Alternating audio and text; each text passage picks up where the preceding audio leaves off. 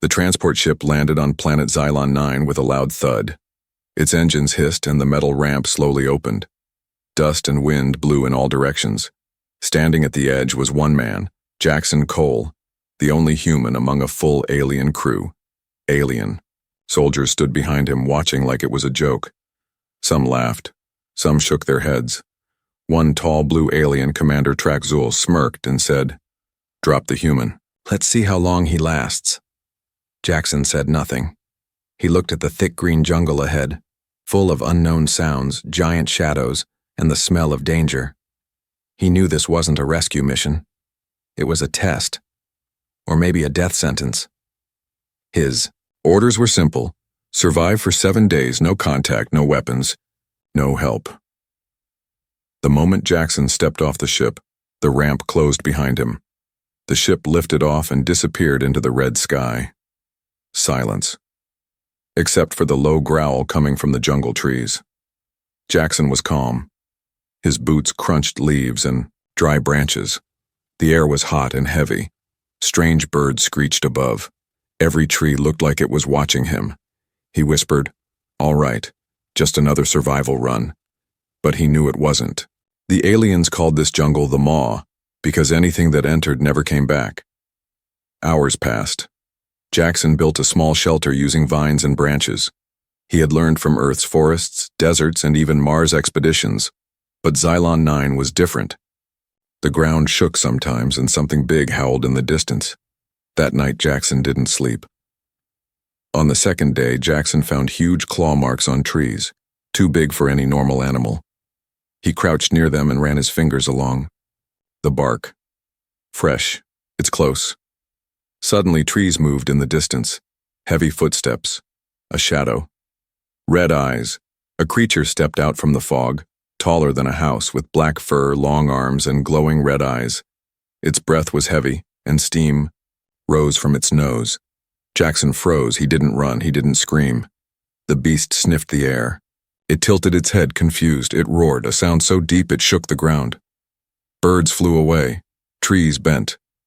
Jackson slowly raised his hands and stepped back.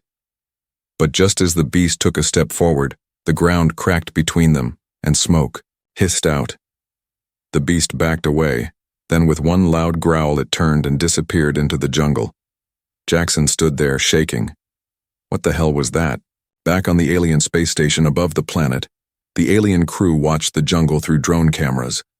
Commander Traxul looked at the screen and laughed. The beast found him. He's done. Another alien said, "Strange. It didn't kill him." Traxul snapped, "Just wait. The jungle always wins."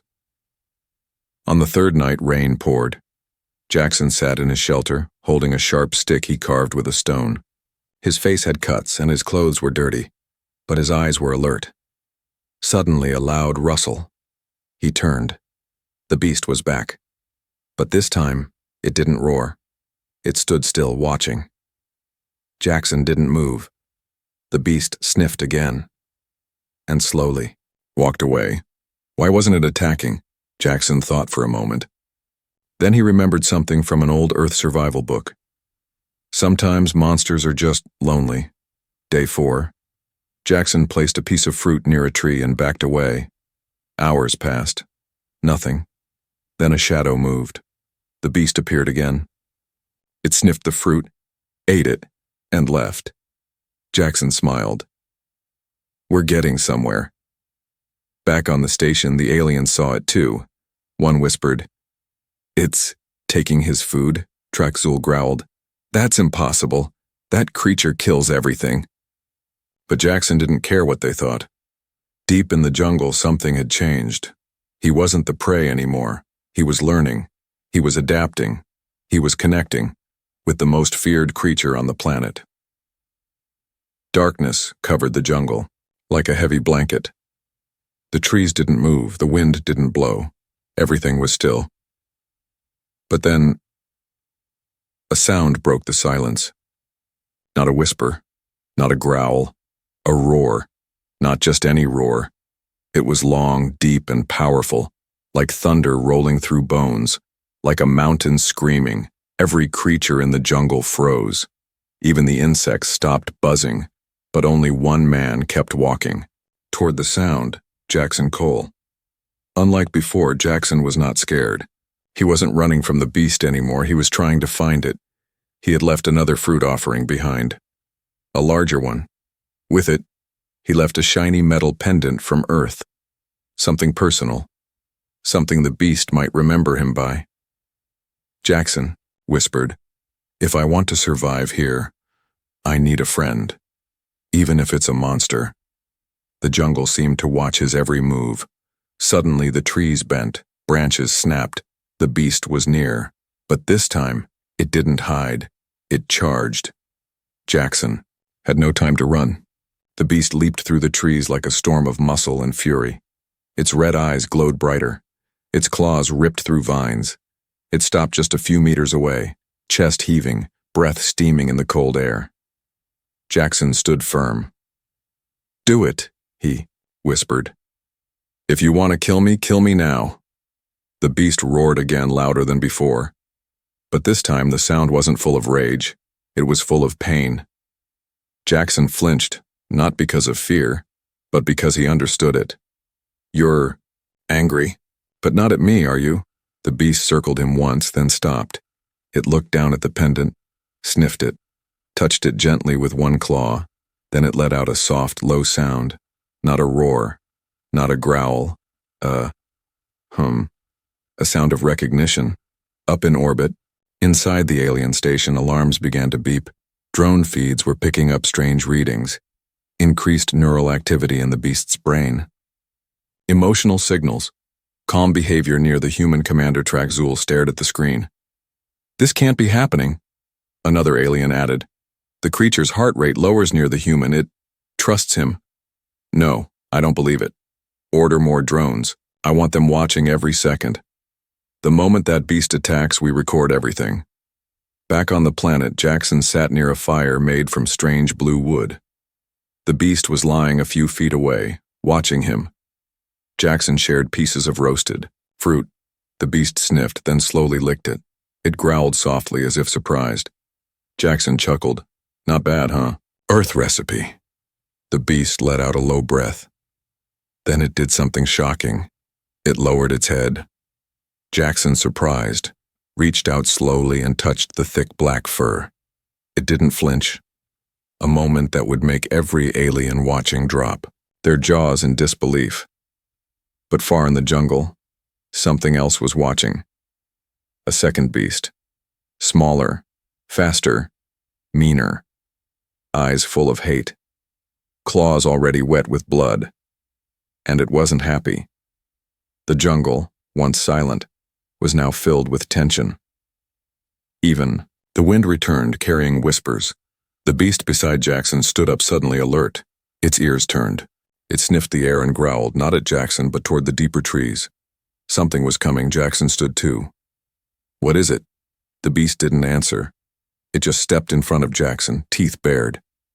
That night, the protector became the warrior, and Jackson realized he wasn't the hunter, he wasn't the prey. He was the reason a beast was ready to fight. The sun didn't rise that morning. Thick black clouds hung over the jungle like a warning. The air felt heavy, filled with pressure, as if the planet itself was holding its breath. Jackson Cole sat beside the beast, both of them still, both of them listening. In the trees beyond, something evil moved, something fast. The second beast had arrived. But this story isn't about a battle between monsters. It's about the moment a man and a monster became more than survivors. They became a team. Jackson had one chance. The larger beast, his beast, was ready to fight. Its fur bristled, its muscles tensed, but Jackson stepped forward and whispered, "No, not like this." He knew the smaller beast wouldn't stop. It was a killer, a threat. But maybe, just maybe, there was another way. So Jackson did the unthinkable. He walked between the two monsters. Back on the space station, aliens watching through the drone feed gasped. One shouted, "Is he insane?" Commander Traxul leaned in, his eyes wide. "He's standing between them, with no weapon." Even the heartless alien stopped speaking. On the jungle floor, the smaller beast snarled. It had red streaks across its body, scars, signs of war. It snapped its jaws and lunged. Jackson didn't move, but his beast did. One single roar shook the jungle. Powerful, protective, final. The smaller beast froze. Just inches from Jackson, it backed away, confused. Jackson slowly took out something from his pack, dried meat from his survival rations. He tossed it gently toward the smaller beast. It sniffed, paused, and took it. Then, with a low snort, it vanished into the jungle. The danger was over. For now. That night by the fire, Jackson looked at his companion, the great beast who saved him again. He whispered, "Why didn't you kill it?" The beast stared at the flames. Then, for the first time, it made a sound that wasn't a growl or a roar. It clicked, almost like a word. Jar. Jackson blinked. "Is that your name?" The beast clicked again. Jar. Jackson smiled. "Then I'm Jackson. Jackson Cole." The next days changed everything. Jar began to follow Jackson more closely. It let him touch its thick fur. It even mimicked some of his movements, sitting when Jackson sat, standing when he stood. Jackson learned to read its body language. A twitch of the ear meant danger. A flick of the tail meant food nearby. He started talking to Jar, and even though Jar didn't use words, he always responded. Somehow, they understood each other. Back on the alien station, chaos had begun. Scientists watched the feed in disbelief. The neural scan shows bonding activity. This has never happened before. The human has formed an emotional link with the apex predator of Xylon 9. Commander Traxul slammed the table. "Shut it all down. We're sending a strike team. Terminate the human and capture the beast." But it was too late, because the beast wasn't just an animal anymore. It was his companion. Day 7 arrived. The mission clock ticked its final hour. By now, Jackson had built a stronger shelter. Not alone, Jar helped, moving logs and digging holes. Jackson laughed more. He slept better. He wasn't just surviving, he was living. As the sun set, Jackson sat with Jar under the orange sky. He took out a piece of paper from his pocket, an old photo of Earth, a family picture. He showed it to Jar. "That's home," he whispered. "Maybe someday, I'll take you there." Jar blinked slowly and nodded. Yes. It started with a star falling from the sky. At least that's what it looked like. But Jackson knew better. He stood on the cliff beside his beast friend Jar and watched the glowing light rush through the sky. It wasn't a star. It was a drop pod. The aliens were coming, not to rescue, but to clean up the mess. Earlier that day, Jackson had felt something strange. The birds had gone silent. The ground vibrated like it was afraid. Even Jar had growled, low, pacing near the trees. Then the sound came, a deep, low hum like a charging weapon. The sound of a ship preparing to land. Jackson's eyes narrowed. They're back. But this time he wasn't helpless, and he wasn't alone. The pod slammed into the jungle floor like a meteor. Flames rose around the crash site. The trees, burned red, smoke curling high. From inside the fire, 3 alien soldiers stepped out, armored, armed, and ready to kill. Commander Traxul's voice echoed from their comms. "Terminate the human. Capture the beast. Bring me their heads." Jackson moved quickly. He didn't run. He prepared. He sharpened sticks, laid traps, marked trees with ash. He had been a soldier once back on Earth. These aliens forgot that. Now they were walking into his jungle. The first soldier didn't see the tripwire. Boom! A net of sharp thorns wrapped around him. He screamed as Jar burst from the trees like a storm, slamming him to the ground. The second fired his plasma rifle, but missed. Jackson dived from a tree, landing on him with a homemade spear. "You left me to die," he growled. "Now it's your turn." The third ran, but Jar chased him down, and didn't stop. Up in orbit, the alien command center turned to chaos. Strike team offline. All life signs lost. How? Did the human defeat them? Trexul slammed his fist against the wall. Send the drones, send everything. But even his voice trembled. Back on the planet, the fire spread fast. Trees exploded into flames. Smoke filled the air. Jackson stood in the middle of it all, breathing hard, blood on his face. Not all his. Jar stood beside him, also injured, burns on his side, a cut above his eye. They didn't retreat. They didn't hide. They watched the sky, waiting for what would come next. Jackson looked at Jar and placed a hand on his thick shoulder. If this is the end, I'm glad you're here with me. Jar growled low. Not fear, but readiness. Then came the final drone, silent, fast, deadly. It locked onto Jackson with a red laser dot, but before it could fire, Jar jumped. A blur of muscle and rage. The drone exploded in the air, but Jar didn't land right. He hit the ground hard, smoke rising from his fur. He growled, weak. He was hurt, badly. Jackson ran to him. No, stay with me, come on. Jar looked up, pain in his eyes. Even the strongest creature on this planet could bleed. Jackson knew he had one choice now, carry the beast, or let him die. He didn't hesitate. He lifted Jar's massive arm over his shoulder. One step, then another. Fire behind him. Smoke all around. But he walked. He would carry his friend, because no one gets left behind. Not anymore, up above, Commander. Trexul watched the final feed before it cut out. The human walked through fire, carrying the very monster they thought would kill him. The room went silent. One alien whispered, "What is he?" Trexul answered, voice cold. "A mistake. We should have killed him before he made a legend." The alarm didn't sound at first. It was the silence that warned them. No communication, no footage, no heartbeat signal from the strike team.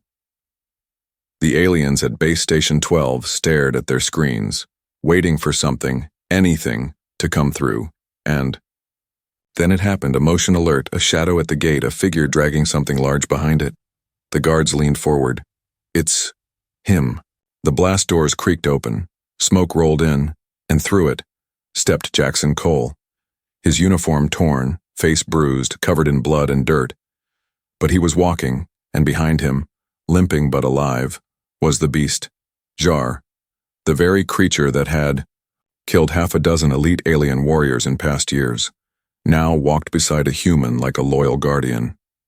Inside the command chamber, Commander Trexul's mouth hung open. That's impossible. The other officers couldn't believe it. One muttered, "We dropped him into the jungle to die." Another whispered, "He came back. With a monster as a pet?" Trexul stood up, furious. "No, not a pet. A weapon. And now it's pointed at us." Jackson walked slowly into the alien base, Jar following step by step. The guards pointed their rifles, but no one fired. They were too stunned, too afraid. Jackson didn't raise his voice. He simply dropped the bloodied helmet of one of the fallen alien strike soldiers on the floor. It rolled, stopped, echoed. "Next time," Jackson said, his voice calm, cold. "Send more." Jar let out a soft growl, not threatening, just enough to remind everyone in the room that he understood who they were and what they did. A young alien medic approached, trembling. We need to treat your creature. He's bleeding." Jackson stepped aside. "He has a name. His name is Jar, and you'll treat him with respect or not at all." The aliens had no choice. They obeyed. Up in the High Council chamber of the station, the top alien leaders watched the security footage in silence. One finally said, "The human has done the impossible. He bonded with the untamable." Another added, "He survived where no one else could." And a third whispered the words no one wanted to say, "We were wrong about humanity. That night, inside a medical bay, Jackson sat next to Jar, who rested on a large reinforced table. The beast's breathing was slow but steady. His burns were healing. Jackson placed his hand on the creature's side. They wanted me to die, but they gave me you instead. Jar opened one eye. A soft rumble came from his chest, a sign of trust, of friendship, of loyalty. Meanwhile, Traxul paced in rage. He's making fools of us, he hissed, but one of his aides asked something dangerous. What if he's not the enemy anymore? What if he's the future? Traxul growled. He is a threat to everything we built. The humans were meant to obey, not rise, but even he knew the truth. The aliens hadn't sent the human to die. They had sent a soldier into fire, and what returned was something else entirely. The doors opened with a heavy groan. Light poured in.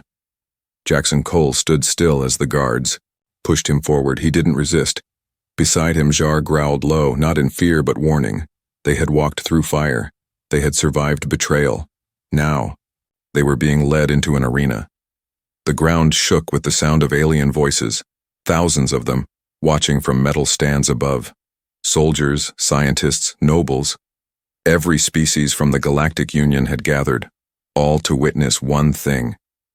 Could a human truly stand against what no other could? In the middle of the arena, the floor opened, chains rattled, cages rose, and from the dark below, monsters stepped out. Beasts with claws, horns, teeth longer than swords. Creatures bred to kill. 3 of them. Jackson whispered, "You wanted a test? You're about to regret it." High above, Commander Traxul stood in a glass tower with the other leaders. He raised a clawed hand. "This is not a punishment," he said. "It is a challenge. If the human and his beast can defeat the arena, they earn our respect." His lips curled. "If they die, the problem solves itself." The horn sounded. The battle began. Beast charged first, a 2-headed reptile, acid dripping from its fangs. Jackson dodged left. Jar moved right. The creature got confused, and that was the opening. Jar leaped, teeth sinking deep into its neck. The second head snapped toward Jackson. He rolled under it and stabbed it in the eye with a broken spear. The beast screamed, fell and died. The crowd gasped. The second monster, covered in armor plates, rushed in. Jar was fast, but not faster than this. The armored beast knocked Jar aside. He hit the wall hard. Jackson didn't hesitate. He ran straight at it, shouting. The alien crowd laughed. What can a human do?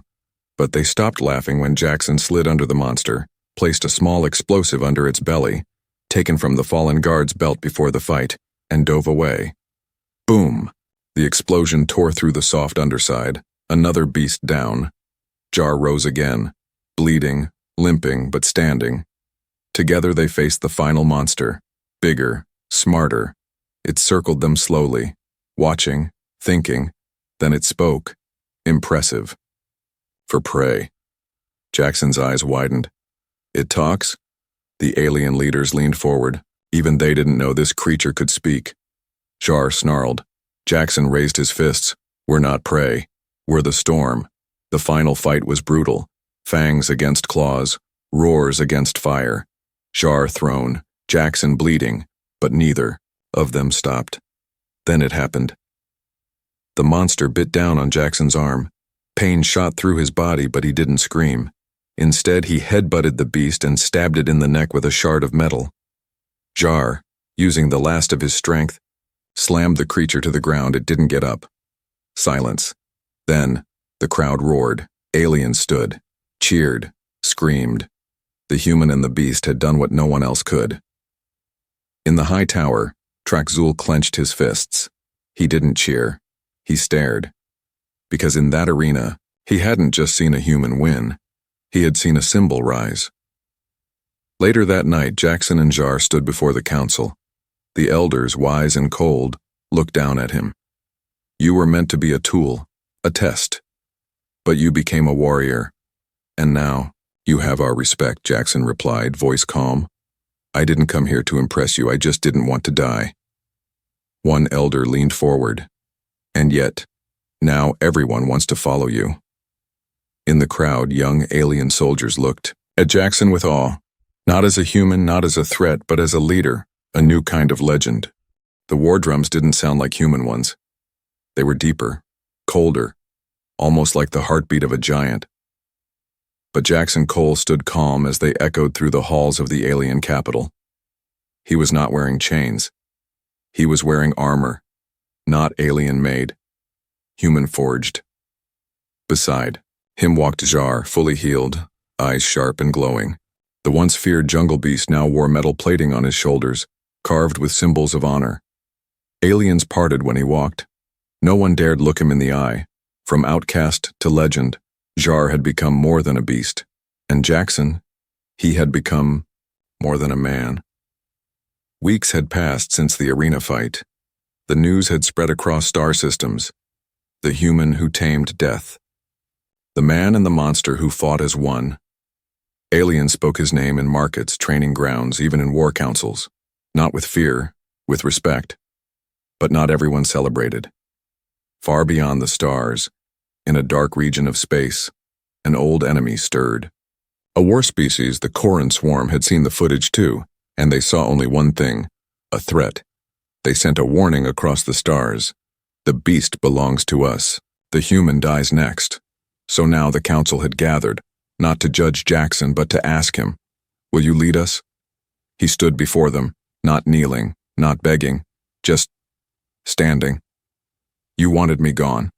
You called me weak. But when your soldiers failed, I didn't." The room was silent. Jar growled low. Then one elder stood and said, "We don't ask for your loyalty. We ask for your strength." Jackson looked at Jar. Jar nodded. "Then let's show them what strength really is." One day later, a new starship unlike any other rose from the alien docks. Fast, sharp, deadly. Inside it stood a crew of mixed species, and at the center, Jackson and Jar. One man, one beast, one mission. To stop the swarm before it reached the stars. The ship jumped into warp space, leaving behind a galaxy that would never be the same again. Children would read about him. Soldiers would study him.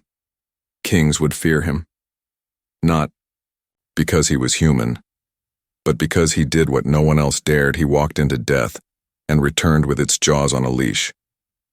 And as they vanished into the stars, one final message played across the galaxy. They sent the human to die. But he came back with a monster as his friend, and now they marched together as legends.